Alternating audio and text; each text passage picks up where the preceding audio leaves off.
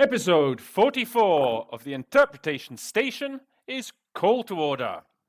Welcome everybody, dobrodošli, to a new episode of the Interpretation Station in the Wham Bam Thank You Roland format. It's an episode for my Jedi speaking followers. We're featuring the Montenegrin dialect today of Jedi. And we're going to be using a statement that I posted, or at least a page from a statement that I posted earlier on in the week in the Interpretation Station group. It's like an excerpt from a long statement made by the Montenegrin Prime Minister Zdravko Krivokapic, and this might be quite interesting actually for you English A's. Looking to add Jedi as a C, the place where I actually drew it from. I'm just going to share my screen with you now. So if you go to the website of the Montenegrin Prime Minister, it's called predsjednik.gov.me. You should be able to see it here, and they've introduced this new thing called Premijerski sat. Okay, and then you find govori, speeches and statements. It's all under press center, okay? Go over the easy of it, okay? And then for Premijerski sat, I guess it's something similar to what we've got in the UK, Prime Minister's Question Time. And it's a long session. I mean, it's like 4 or 5, let's say 5 hours long, where he's answering questions from MPs. And then what they do on the site is they break it up into chunks, the most interesting parts of the sort of the question time. And so the one I actually went from, so the excerpt from that meeting that I took was this one here. Premijer Krivokapic, Premijerski sat, nikada do sada nijedan funkcionar nije otišao sa funkcije zato što je druge nacionalnosti. So if you click there, and it gives you, it's basically an article, but it gives you most of his statement, okay, what he said. Pretty much word for word what he said in the actual meeting, you see.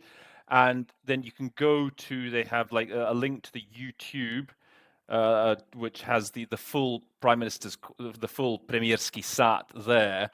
And you can more or less sort of work out where it is, because, okay, so they have about 6 or 7 of these little excerpts taken in chronological order. So this one was towards the end.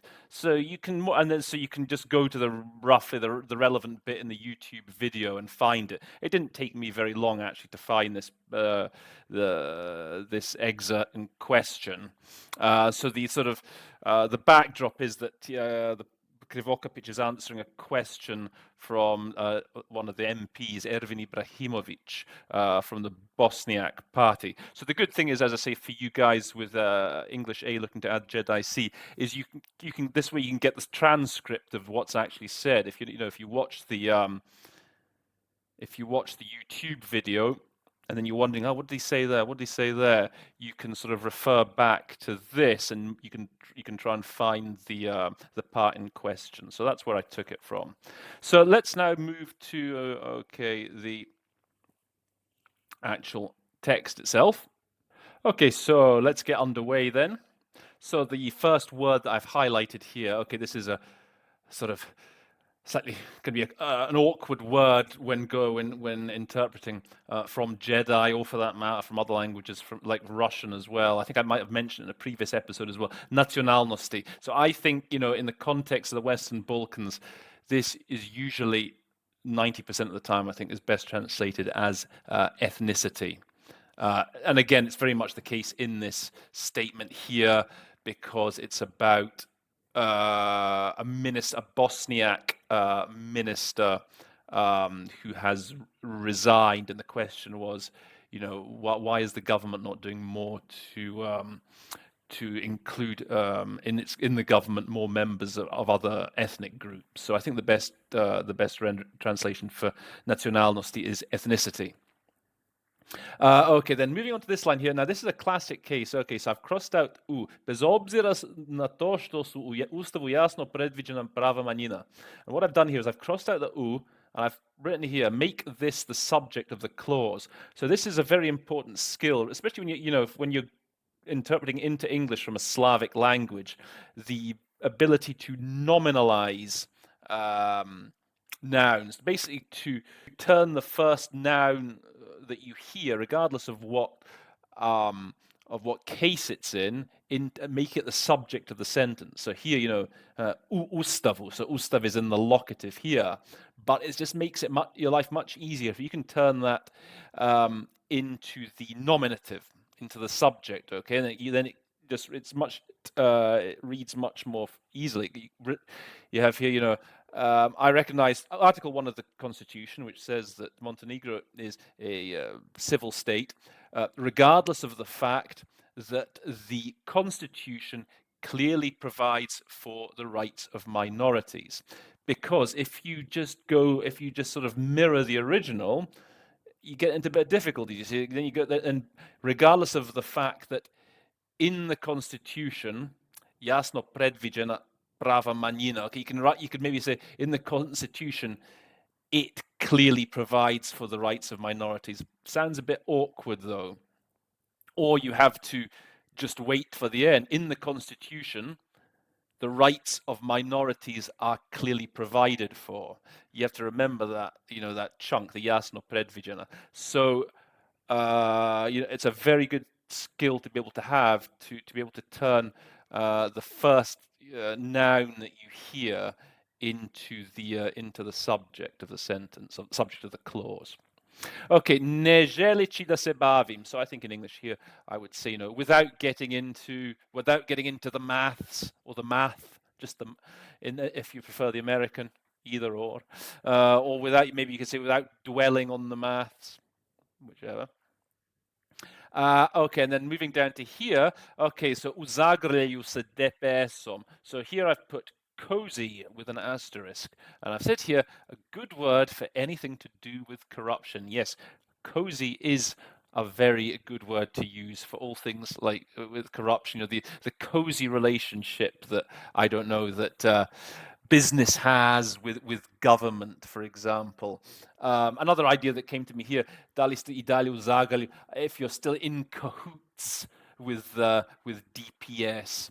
Again, that's got a very pejorative connotation to it, in cahoots. So yeah, a cozy relationship. It does definitely, in the context of politics, convey something slightly corrupt. And actually reminds me, I used to live in Serbia, you see, and I lived there between 2004 and 2009, and I think Boris Tadic was president at the time. Most of the time I was there, anyway. And I remember I used to work for B92. Actually, I was translating the B92 website from Serbian into English. Oh yes, I was, for about 2 or 3 years, and I remember they was always talking about, every day there was an article about sprega između vlasti I korupcije. And it occurs to me now, I was wondering, what's that sprega? What's the best way of expressing sprega? And then, I was thinking, the cozy relationship. And there's also another word's come to me recently, sprega između korupcije I vlasti, the nexus between corruption and crime. So that one might come in handy for you. I mean, I think all governments are full of corruption wherever you look, but maybe it's in the Balkans. I do seem to recall it being a bit of a special problem. Anyway, to je stvar vaše političke percepcije. That's a matter, we would probably say. That's a matter of your political perception. Okay, gospodin Klica danas dao ostavku. Okay, we just say resigned. You don't need to go to the trouble of saying, submitted his resignation. You can just say he resigned, or something you can say he stood down. That's another alternative in English that we use. Okay, trebalo bi svi da markiramo problem. So this I like to use. I like flagging things up in English. Okay, you'll hear that quite a bit. In addition to just highlighting, to flag up. We need to flag this issue up, flag this problem up.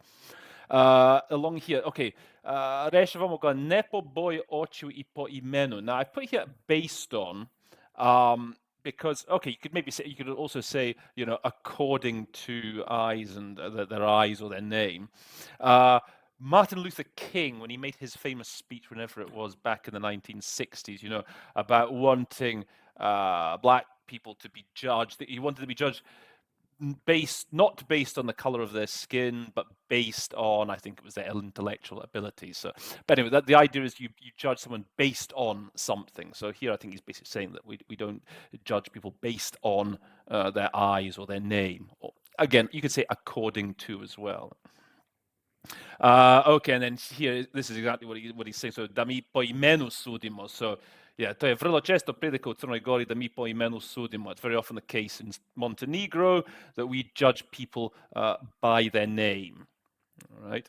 And so then this bit here, okay, now da sa pravom imate obavezu. So I think in English here, we'd say here that, you have every right and duty, I think would sound the most natural way of expressing that in English. Then over here, okay, o periodo cada. Now you see in English we don't, okay, we talk about periods in history, okay, but we tend to say, in the period before the war or in the period after the war, the pre-war period, the post-war period. We don't really tend to say in the period when. That doesn't sound good in English, okay? We're more likely just to say back when. Okay, so if you want to use period going into English, you're more likely, in the period before all this started, or in the period after, but not actually in the period during. Okay. Dobili ste određeni deo procenata koji je vrlo jasan. So I've put here clear cut. Now, I think for you, Jedi A's, English B's, I mean, I think you'd be fine just saying clear, okay, when you're saying what you said was very clear. But just be aware that in English, we will sometimes add this like clear cut when like a decision is very clear cut. It's a bit more than just clear, you see. Like clear is okay, it was lucidly, there was no confusion to it. Clear cut means it was very specifically defined, and you'll hear this, it was a very clear cut choice was made, etc. So it's just something to watch out for. Now this is a bit of a favorite, this is a bit of a troublesome word, this cadrovi.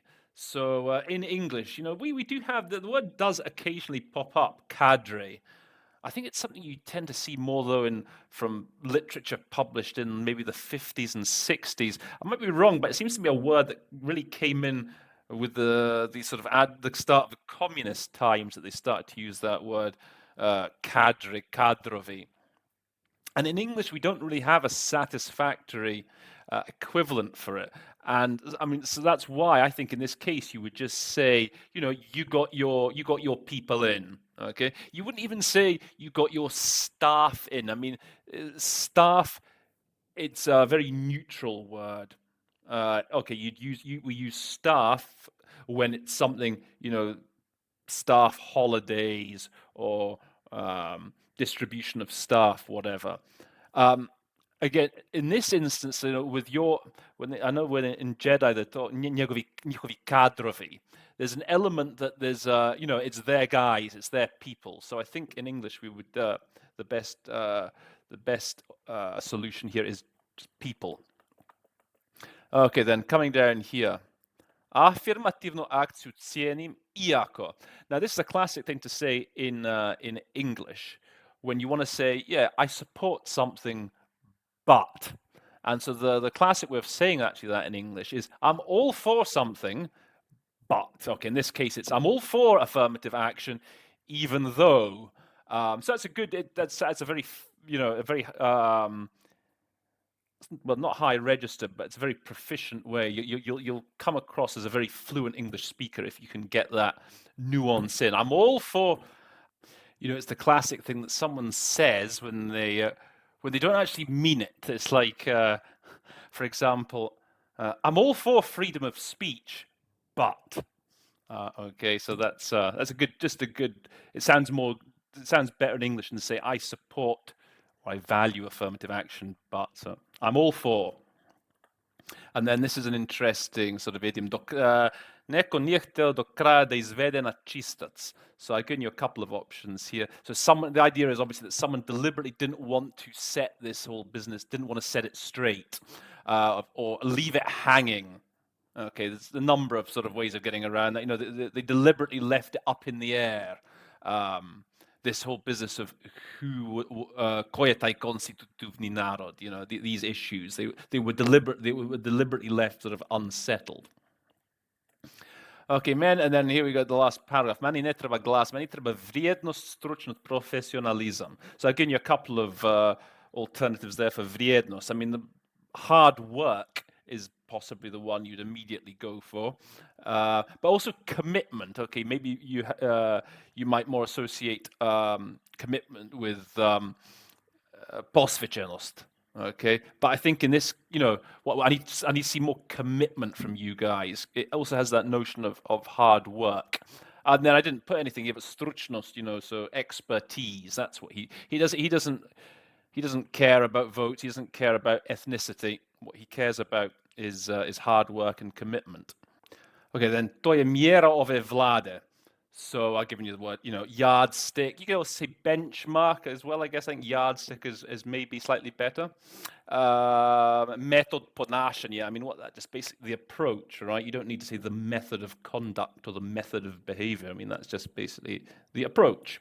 Now, this is a next word interesting here, this next bit. Prethodne garniture. Okay, and so I've put administration. Now, before you have a go at me for putting administration, I have put this asterisk in.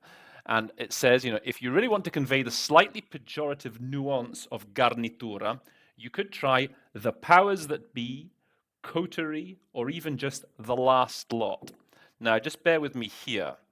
So I know they use this phrase a lot in Jedi, garnitura, and it's got a certain pejorative, derogatory nuance to it. I'm aware of that, okay? And I see it as something in between. I don't think it's not as strong as a regime, nego prethodnog režima. It doesn't go that far, but I know it's also stronger than prethodne administracije, prethodne vlade. There's a shade to that word garnitura, okay? Now, the funny thing is that in English, we don't often tend to express that nuance. And I'll give you an example. So, like in America, like when Trump was president, obviously his two nemesis at the time were Nancy Pelosi and Charles Schumer, for example, and they were forever, you know, ranting and raving against Trump and so on. But they never, for example, they would never have, when talking about the Trump administration, they never would have.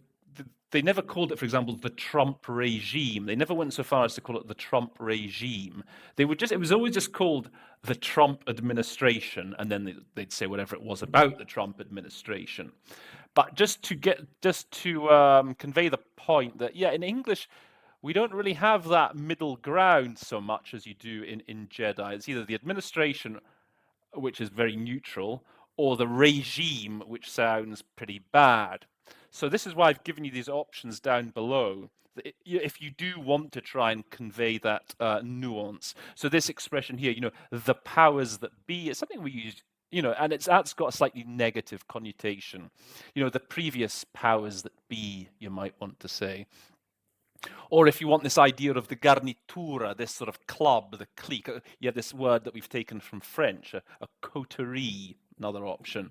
And then, as I say, if you could just say, I could imagine in the British Parliament, you know, someone, you know, if there's been a change of power or whatever, yeah, the last lot, calling them the last lot. I don't know, maybe in America they might say the last bunch. But again, if you said the last lot, predhodne garniture, that kind of carries that sort of slight element of sarcasm in a sort of negative way.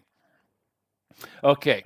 So that's an important little thing to note there. Okay, određene grupacije. So yes, special groups. This grupacija, I know, is a bit of a strange word, but I don't think there's anything really special you can do with that in English. I think just they say there weren't going to be any special groups. Okay, popis stanovništva is the census, and then when nikoga ne želim posebno da ističem, so I don't want to single anyone out. That's very much the the best solution there.